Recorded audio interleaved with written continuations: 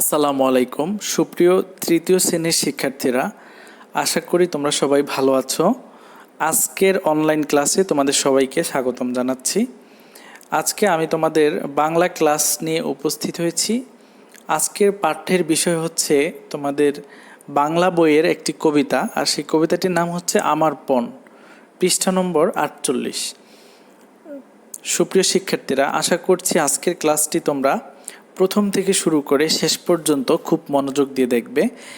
আর আমার পণ এই কবিতাটির লেখকের নাম হচ্ছে মদনমোহন তর্কালঙ্কার। সুপ্রিয় শিক্ষার্থীরা, লেখকের নামটা একটু কঠিন, তাই তোমাদেরকে খুব সতর্কতার সাথে নামের বানানটা খেয়াল রাখতে হবে। আমার পণ কবিতার লেখকের নাম হচ্ছে মদনমোহন তর্কালঙ্কার। সুপ্রিয় শিক্ষার্থীরা, এই মুহূর্তে তোমরা স্ক্রিনে একটা ছবি দেখতে পাচ্ছ, একজন মানুষের ছবি, আর এটা হচ্ছে মদনমোহন তর্কালঙ্কারের ছবি, আর তিনি আমার পণ যে কবিতা, সেই কবিতার লেখক। সুপ্রিয় শিক্ষার্থীরা, এখন আমরা সম্পূর্ণ কবিতাটি পড়ব। তাহলে আমার পণ লিখেছেন মদনমোহন তর্কালঙ্কার। সকালে উঠিয়া আমি মনে মনে বলি, সারাদিন আমি যেন ভালো হয়ে চলি। আদেশ করেন যাহা মোর গুরুজনে, আমি যেন সেই কাজ করি ভালো মনে। ভাই বোন সকলেরে যেন ভালোবাসি, একসাথে থাকি যেন সবে মিলেমিশি। ভালো ছেলেদের সাথে মিশে করি খেলা, পাঠের সময় যেন নাহি করি হেলা। সুখী যেন নাহি হই আর কারো দুঃখে, মিছে কথা কবু যেন নাহি আসে মুখে। সাবধানে যেন লোভ সামলিয়ে থাকি, কিছুতে কাহারে যেন নাহি দেই ফাঁকি। ঝগড়া না করি যেন কবু কারো শোনে, সকালে উঠিয়া আমি বলি মনে মনে। সুপ্রিয় শিক্ষার্থীরা, আমার পণ এই কবিতাটি আমরা এতক্ষণ পড়লাম। এই কবিতাটি অত্যন্ত সুন্দর, চমৎকার একটি কবিতা, আর এই কবিতাটা বোঝাও তোমাদের জন্য সহজ। এই কবিতায় সহজ শব্দের ব্যবহার করা হয়েছে। কবিতাটাতে তেমন কোনো কঠিন শব্দের প্রয়োগ নাই, সুতরাং তোমরা এটা পড়লে সহজেই বুঝতে পারবে যে এখানে কি বলা হয়েছে। এটা পণ, পণ মানে হচ্ছে প্রতিজ্ঞা। তার মানে একটা শিশু সে সকালে ওঠে, মনে মনে যেই প্রতিজ্ঞাগুলো করে সেটা হচ্ছে যে সকালে উঠে সে মনে মনে বলে যে সারাদিন সে ভালো হয়ে চলবে, তার গুরুজনদের কথা মেনে চলবে, সে ভালো কাজ করবে, সকলের সাথে সে মিলেমিশে থাকবে, ভালো ছেলেদের সাথে খেলা করবে, পাঠের সময় অবহেলা করবে না, অন্য কারো দুঃখ দেখে সেটা সুখী হবে না, লোভ সামলিয়ে থাকবে, কাউকে ফাঁকি দিবে না, কারোর সাথে ঝগড়া করবে না। আর এটা হচ্ছে একটা শিশুর পণ বা প্রতিজ্ঞা। দেখো, তাহলে এটা আমাদের জন্য খুব আদর্শ একটি কবিতা। আমাদের প্রত্যেকেরই কিন্তু এই ব্যাপারগুলো মেনে চলা উচিত, এই প্রতিজ্ঞাটা আমাদের প্রত্যেকেরই করা উচিত। আমরা সবাই তাই নিজে নিজে আমাদের মনের মধ্যে এই প্রতিজ্ঞাগুলোকে মনের ভিতরে ধারণ করব। আমরা প্রতিদিন সকালে উঠে মনে মনে এই প্রতিজ্ঞাগুলো করব, যেন আমরা ভালো হয়ে চলি, যেন আমরা গুরুজনদেরকে সম্মান করি, যেন আমরা মানুষকে ভালোবাসি, যেন আমরা সবার সাথে মিশে থাকি, যেন আমরা পাঠের সময় অবহেলা না করি, যেন আমরা অন্য কারো দুঃখে সুখী না হই, যেন আমরা লোভ সামলে থাকি, যেন আমরা কাউকে ফাঁকি না দেই, আমরা যেন ঝগড়া না করি। তো এই জিনিসগুলোই কি করব, আমরা প্রতিদিন সকালে আমাদের মনে মনে আমরা এই প্রতিজ্ঞাগুলো করব। তাহলে আমরা সুন্দর মানুষ হতে পারবো, আলোকিত মানুষ হতে পারবো। তাহলে তোমরা সবাই এই কবিতাটা অবশ্যই মুখস্থ করবে, এবং তোমরা সবাই তোমাদের মনের মধ্যে যে কবিতার লাইনগুলো, সেই লাইনগুলোকে মনের মধ্যে ধারণ করবে, এবং তোমরা নিজেরা এই ইচ্ছাটা করবে যে তোমরাও যেন এই কবিতার মতো প্রতিজ্ঞাটা তোমাদের মধ্যে করতে পারো। সুপ্রিয় শিক্ষার্থীরা, এখন আমরা এই কবিতার মূল ভাবটা সম্পর্কে জেনে নেব। শিশুরা ফুলের মতো কোমল মনের অধিকারী, তারা তাদের চিন্তায় দেশটাকে, সমাজটাকে, সমাজের চারপাশটাকে আলোকিত করতে চায়। তাই শিশুরা প্রতিজ্ঞাবদ্ধ, তারা ভালো মানুষ হয়ে গুরুজনদের সেবা ও ছোটদের স্নেহ মমতা দিয়ে ভরিয়ে দিতে চায়। লোভী মানসিকতা ত্যাগ করে কাউকে ফাঁকি না দিয়ে অপরের দুঃখে নিজেকে বিলিয়ে দিয়ে নিজের সার্থকতা অনুভব করতে চায়। শিশুরা তাই আজ পণ করেছে তারা তাদের অন্তরে এইসব ভালো গুণ লালন করবে। দেশ, জাতি, সমাজ গঠনের জন্য নিজেকে একজন সত্যিকারের মানুষ হিসেবে গড়বে। তাহলে এই কবিতাটার মূল ভাবটা হচ্ছে যে শিশুরা হচ্ছে কোমল, তারা সরল মনের অধিকারী, আর শিশুরা প্রতিজ্ঞা করে যে তারা কি করবে, যদি শিশুরা প্রতিজ্ঞা করে যে তারা ভালো হয়ে চলবে, তারা দেশের কল্যাণ করবে, তারা কাউকে ফাঁকি দিবে না, তারা লোভ করবে না, তাহলে কি করবে, তারা আলোকিত মানুষ হতে পারবে, তাহলে তারা ভালো মানুষ হতে পারবে। আর তারা যদি ভালো মানুষ হয় তাহলে আমাদের এই দেশটাও সুন্দর হয়ে যাবে, আমাদের দেশটা কোনো দুর্নীতি থাকবে না, কারণ আজকের শিশু আগামী দিনের ভবিষ্যৎ। এই কারণে আমরা সবাই কি করব, আমরা সবাই আমার পণ এই কবিতাটি আমরা সবাই মুখস্থ করব, এবং এই যে কবিতার লাইনগুলো আছে সেই লাইনগুলোকে আমরা আমাদের নিজের মনের মধ্যে লালন করব।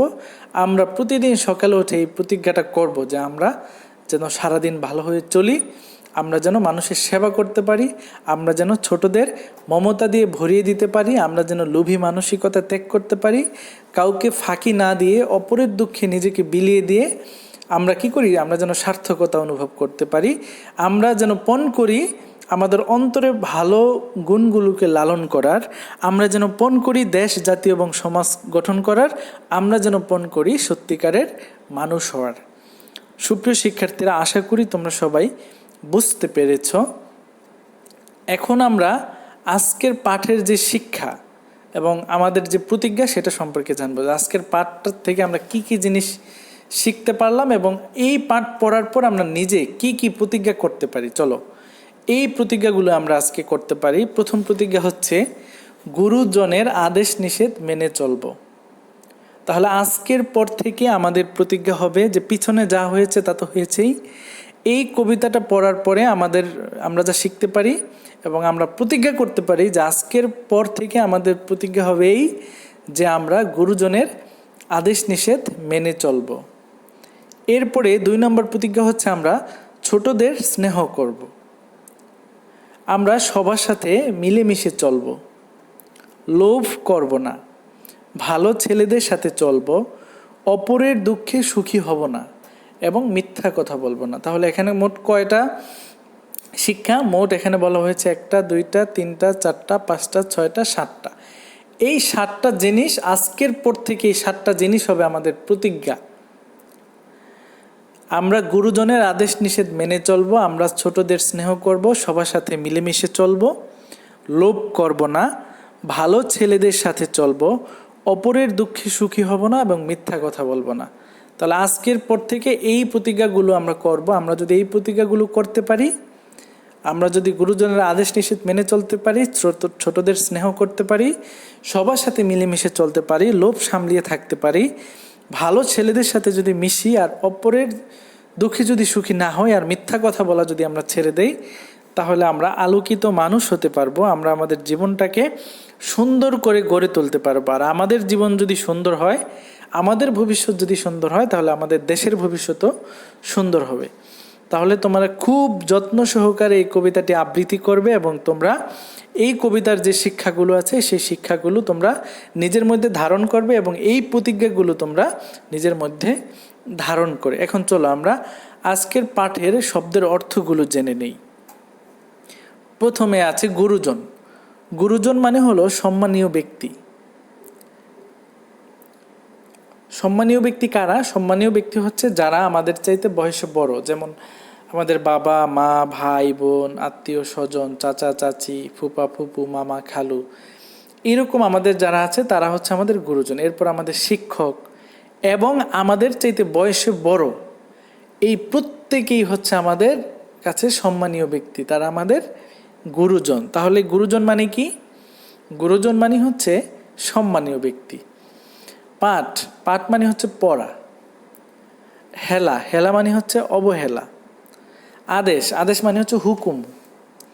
ফাঁকি, ফাঁকি মানে হচ্ছে কাজে অবহেলা, অর্থাৎ কাউকে যদি কোনো একটা কাজ করতে বলা হইলো যে এই তুমি এই কাজটা করো, সে কি করলো, সে কাজটা ঠিকমতো করলো না। যদি আবার তোমাকে ধরো কেউ বললো যে এই পড়াশোনা করো, এই কথা বলে ধরো তোমার মা তোমাকে বললো বা বাবা তোমাকে বললো যে পড়াশোনা করো, এই কথা বললে তোমার বাবা অথবা মা তোমার কাছ থেকে চলে গেল। তারা চলে যাওয়ার পর কি করলা, তুমি পড়ার ভান ধরলা কিন্তু তুমি পড়লা না। এটা কি বলে? ফাঁকি দেওয়া বা অবহেলা করা। তাহলে ফাঁকি মানে হচ্ছে কাজে অবহেলা। কভু, কভু শব্দের অর্থ হচ্ছে কখনো। সামলিয়ে, সামলিয়ে মানে হচ্ছে এড়িয়ে। তাহলে চলো আমরা শব্দের অর্থগুলো আবার একবার পড়ি প্রথম থেকে। গুরুজন, গুরুজন মানে হচ্ছে সম্মানীয় ব্যক্তি। পাঠ, পাঠ মানে হচ্ছে পড়া।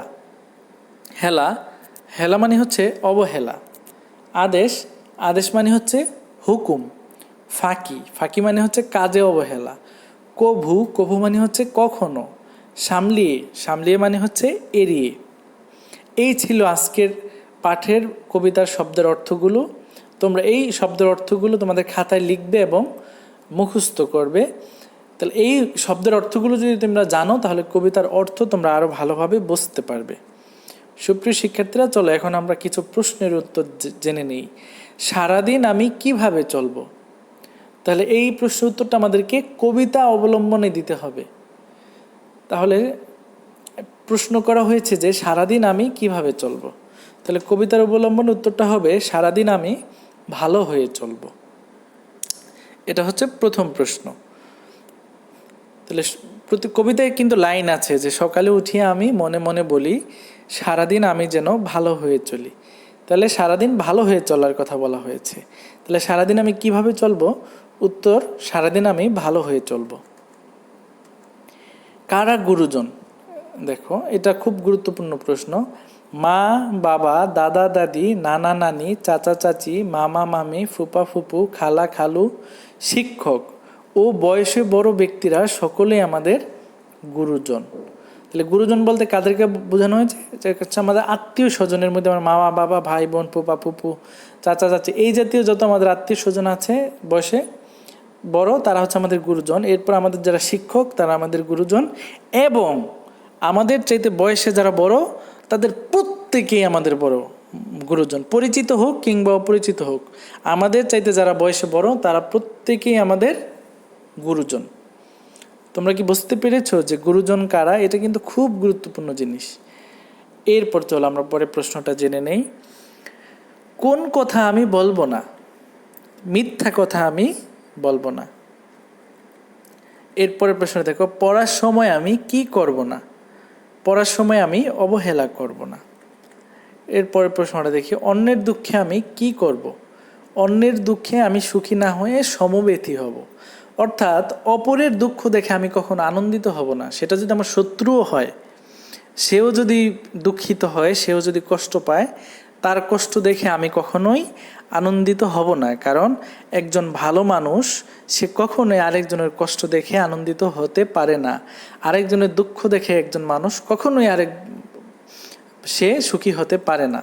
তাহলে কি করতে হবে? অন্যের দুঃখে সুখী হওয়া যাবে না, বরং তাদের সাথে সমব্যথী হতে হবে, তাদেরকে সমবেদনা জানাতে হবে। এটাই ভালো মানুষের বৈশিষ্ট্য। কাদের সাথে মিলেমিশে থাকতে হবে, কাদের সাথে খেলা করতে হবে? সুপ্রিয় শিক্ষার্থীরা, এই প্রশ্নটা তোমাদের জন্য কিন্তু খুব বেশি গুরুত্বপূর্ণ, তোমাদের নিজেদের জন্য খুব বেশি গুরুত্বপূর্ণ। এই কবিতার প্রতিটা লাইনের মধ্যে আছে নতুন নতুন শিক্ষা, এবং এই শিক্ষাগুলোকে কিন্তু তোমাদের নিজের জীবনেও কাজে লাগাতে হবে।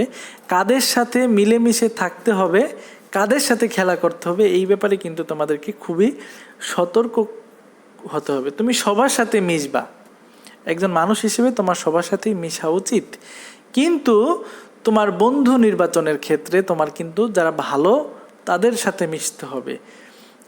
বুঝতে পেরেছো? তো বন্ধু নির্বাচনের ক্ষেত্রে তোমাকে খুবই সতর্ক হতে হবে।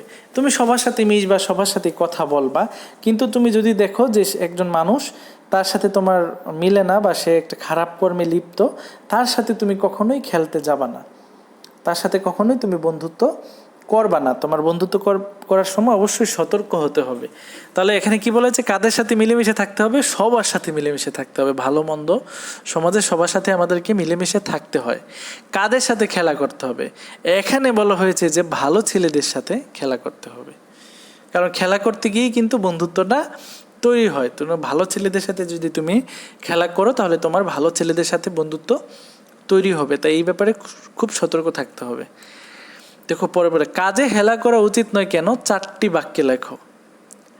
আচ্ছা, এই প্রশ্নের উত্তরটা কিন্তু তোমরা তোমাদের কবিতাটা পড়ার পর তোমরা তোমাদের নিজেদের মতো করে লিখতে পারবা, কিন্তু আমি তোমাদের সুবিধার্থে এখানে একটা উত্তর লিখে দিচ্ছি। কিন্তু আমার উত্তরের মতোই যে তোমাদের উত্তর হতে হবে এরকম কোনো কথা নেই। তোমরা এটা তোমাদের মতো করে লিখতে পারবা যে কাজে হেলা করা উচিত নয় কেন, 4টি বাক্যে যে কোনো 4টা বাক্য তুমি তোমার মতো করে তোমার যেটা মনে মাথার ভিতরে যেটা আসবে সেটাই তুমি লিখে দেবা, তাহলেই হয়ে যাবে।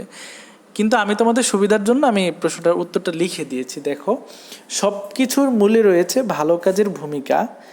যে কোনো কাজ আমরা গুছিয়ে সুন্দরভাবে করব।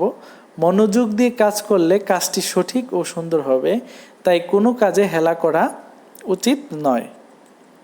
দেখো, এবার পরের প্রশ্নটা জেনি। কবিতাটি পড়ে তুমি যে শিক্ষা পাও তা 4টি বাক্যে লেখো।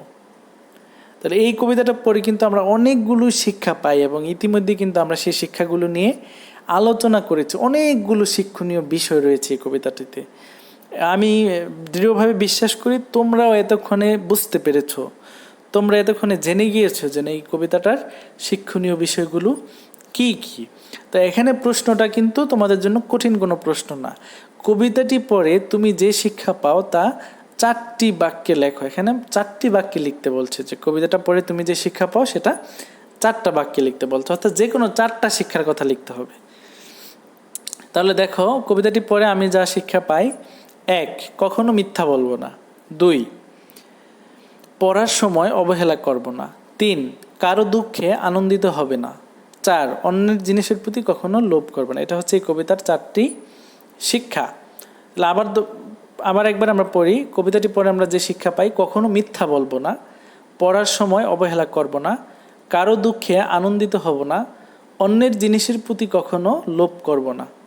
সুপ্রিয় শিক্ষার্থীরা, এই শিক্ষাগুলো শুধুমাত্র কাগজে কলমে পড়লে কিংবা পরীক্ষায় আসবে উত্তর দিলে কিন্তু হবে না। এটা তোমাদের জীবনের জন্য অনেক গুরুত্বপূর্ণ। সুতরাং তোমাদের নিজের জীবনে এই শিক্ষার প্রতিফলন, এই কবিতার যে শিক্ষা, সেই শিক্ষার প্রতিফলন তোমাদের নিজের জীবনেও ঘটাতে হবে। সুপ্রিয় শিক্ষার্থীরা, আশা করি তোমরা বুঝতে পেরেছো। এখন আমরা বিরাম চিহ্নের ব্যবহার শিখব। তোমরা জানো যে আমাদের বাংলা ভাষাতে অনেক বিরাম চিহ্ন আছে, যেমন কোথায় শব্দের মাঝখানে কোথাও কমা বসে, কোথাও দাড়ি বসে, এরকম কমা দাড়ি, তারপর সেমিকোলন কোলন, অনেক ধরনের চিহ্ন আছে। তো এখন তোমরা ছোট মানুষ, তো তোমরা ওই চিহ্নগুলো সম্পর্কে হয়তো বেশি জানো না। তো তোমাদেরকে আমি বহুল ব্যবহৃত কয়েকটা বিরাম চিহ্ন সম্পর্কে দেখাবো, যে এই বিরাম চিহ্নগুলো কিভাবে বসাতে হয়, কোথায় বসাতে হয়, বা বসানোর নিয়মটা কি। তাহলে আমাদের সবচেয়ে বেশি যে বিরাম চিহ্নটা ব্যবহার হয় সেটা হচ্ছে দাড়ি। একটা বাক্য শেষ হওয়ার পরে শেষে একটা দাগ থাকে, এটা কি বলা হয়? দাড়ি। দাড়ি সবসময় একটা একটা বাক্য যখন শেষ হয়ে যায় তারপরে হচ্ছে দাড়ি বসে। আচ্ছা, তো দাড়ি যদি কোথাও থাকে তাহলে কি করতে হবে? ধরো তুমি একটা গল্প পড়ছো, সে গল্পের মাঝখানে একটা শব্দের পরে, মানে একটা বাক্যের পরে দাড়ি যেখানে থাকবে সেখানে 1 সেকেন্ড পরিমাণ সময় তোমাকে থামতে হবে। এরপর দেখো, আমাদের আরেকটা বহুল ব্যবহৃত বিরাম চিহ্ন হচ্ছে কমা।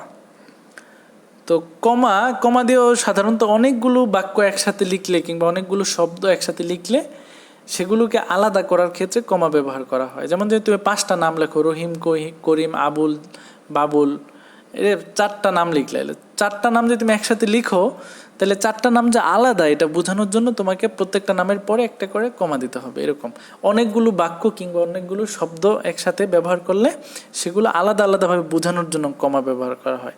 আর কমা যদি কোথাও থাকে তাহলে তোমাকে কতটুকু থামতে হবে?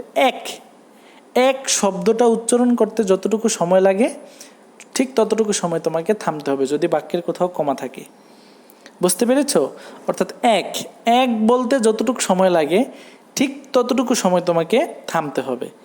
এরপর আছে দেখো প্রশ্নবোধক চিহ্ন। এই প্রশ্নবোধক চিহ্নটা তোমরা বিভিন্ন জায়গায় দেখে থাকো। সাধারণত কোনো প্রশ্ন করার পরে প্রশ্নের শেষে এই চিহ্নটা ব্যবহার করা হয়। যেমন তোমার নাম কি, এটা যদি তুমি লিখো তাহলে সবার শেষে একটা প্রশ্নবোধক চিহ্ন বসাতে হবে। তাহলে আজকে আমরা 3টা বিরাম চিহ্ন সম্পর্কে জানলাম।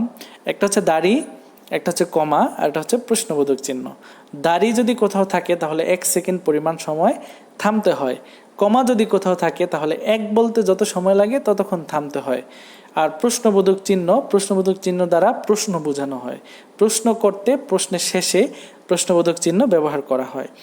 তো সুপ্রিয় শিক্ষার্থীরা, তোমরা উপরে ক্লাসে উঠলে আরও অনেক বিরাম চিহ্ন সম্পর্কে জানতে পারবে, কিন্তু এখন তোমাদের আপাতত তোমরা এই 3টা বিরাম চিহ্ন সম্পর্কে জানো এবং এগুলো তোমরা আজকের পর থেকে এগুলোর ব্যবহার শিখো সঠিকভাবে, যে কোথায় এগুলো ব্যবহার করতে হবে এবং এই বিরাম চিহ্নগুলো থাকলে সেগুলো কিভাবে উচ্চারণ করতে হবে, কতটুকু পরিমাণ থামতে হবে।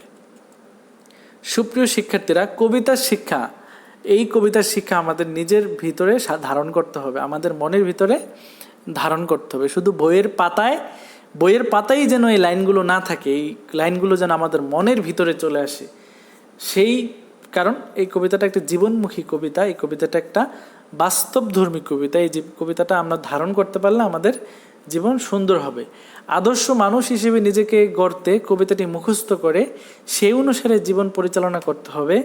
কবিতার লাইনগুলো নিজের মনের মধ্যে গেঁথে নিতে হবে। সুপ্রিয় শিক্ষার্থীরা, তোমরা তো সবাই কবিতাটি অবশ্যই মুখস্থ করবে। এখন দেখো, এই কবিতাতে অনেকগুলো পণের কথা বলা হয়েছে, প্রতিজ্ঞার কথা বলা হয়েছে, যে সকালে উঠবো, ভালো মতো চলবো, ভালো ছেলেদের সাথে মিশবো, ভালো কাজ করব। তো অনেকগুলো প্রতিজ্ঞা। এখন তোমাকে যদি প্রশ্ন করা হয় যে তোমার পণ কি, তো নিশ্চয়ই তোমারও কিছু পণ আছে। তাহলে তোমার নিজের পণগুলো আসলে কি? তো এইটা কি করবা, এটা তুমি তোমার খাতায় তোমার নিজের পণগুলো লিখবা, যে কবিতার যে পণগুলো আছে সেই পণগুলোর সাথে তোমার পণগুলোর কি আসলে মিল আছে কিনা, এটা মিলাবা তোমরা সবাই। তাহলে এটা হচ্ছে তোমাদের বাসার কাজ। তোমরা সবাই তোমাদের নিজস্ব যে পণ আছে, তোমার যেই প্রতিজ্ঞা আছে, পণ মানে কি? পণ মানে হচ্ছে প্রতিজ্ঞা, বা তুমি কি করতে চাও, তুমি কি হতে চাও, কি কাজ করতে চাও। যেমন আমি ভালো কাজ করতে চাই, আমি মানুষের উপকার করতে চাই, আমি মিথ্যা কথা বলতে চাই না, এগুলো আমার ইচ্ছা। এই ইচ্ছাটাই হচ্ছে পণ। তাহলে আমরা যে কবিতাটা পাঠ করেছি সেখানে কবির পণ কি? কবির পণ হচ্ছে সারাদিন আমি যেন ভালো হয়ে চলি, এই যে এটা তার একটা পণ। মিছে কথা কবু যেন নাহি আসে মুখে, পড়ার সময় যেন নাহি করি হেলা, এগুলো হচ্ছে তার পণ। তাহলে তোমার নিজের পণগুলো কি কি, সেই পণগুলো তোমরা সবাই তোমাদের খাতায় লিখবা। আমাদের সকলেরই উচিত সকাল সকাল ঘুম থেকে ওঠা আর সারাদিন যে ভালো হয়ে চলতে পারি এজন্য আল্লাহর কাছে প্রার্থনা করা, আমাদের বড় গুরুজন যারা তাদের হুকুম মেনে চলা। তাহলে আমাদের সকলেরই কি করা উচিত? সকাল সকাল ঘুম থেকে ওঠা উচিত, আর সকাল ঘুম থেকে উঠেই আল্লাহর কাছে প্রার্থনা করা উচিত যে হে আল্লাহ, আমরা যেন সারাদিন ভালো হয়ে চলতে পারি, এবং আমাদের বড় এবং গুরুজন যারা আছে তাদের হুকুম আমরা মেনে চলবো। তাহলে কি হবে? আমাদের সারাটা দিন অনেক সুন্দর কাটবে। ঠিক এরকমভাবে একটা একটা করে দিন এভাবেই কিন্তু অনেকগুলো বছর, অনেকগুলো সময় কেটে যাবে, একটা জীবনই কেটে যাবে, এবং আমাদের জীবনটা অনেক সুন্দর হয়ে যাবে।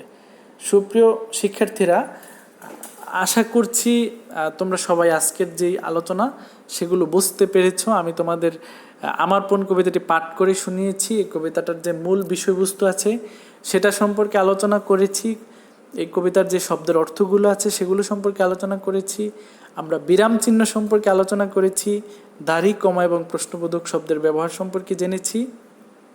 এরপরে আমরা কিছু প্রশ্নের উত্তর নিয়ে আলোচনা করেছি, এবং আমরা সার্বিকভাবে এই কবিতাটার যে শিক্ষা, সেই শিক্ষাগুলো নিয়ে আমরা আলোচনা করেছি। সুপ্রিয় শিক্ষার্থীরা, আজকের ক্লাসটি এখানেই শেষ, আর তোমাদের সবাইকে অসংখ্য ধন্যবাদ। আশা করছি তোমরা এই ক্লাসটি ভালো মতো দেখেছো, এবং তোমাদের যদি কোনো প্রশ্ন থাকে তাহলে আমাদেরকে কমেন্ট সেকশনে কমেন্ট করে জানাবা। আর সুপ্রিয় অভিভাবকবৃন্দ যারা আছেন তাদের দৃষ্টি আকর্ষণ করছি, আপনারা এই ক্লাসটির ব্যাপারে আপনার সন্তানকে সহযোগিতা করবেন। আর তোমরা সবাই ভালো থাকো, সুস্থ থাকো, এই কামনা শেষ করছি। আল্লাহ হাফেজ।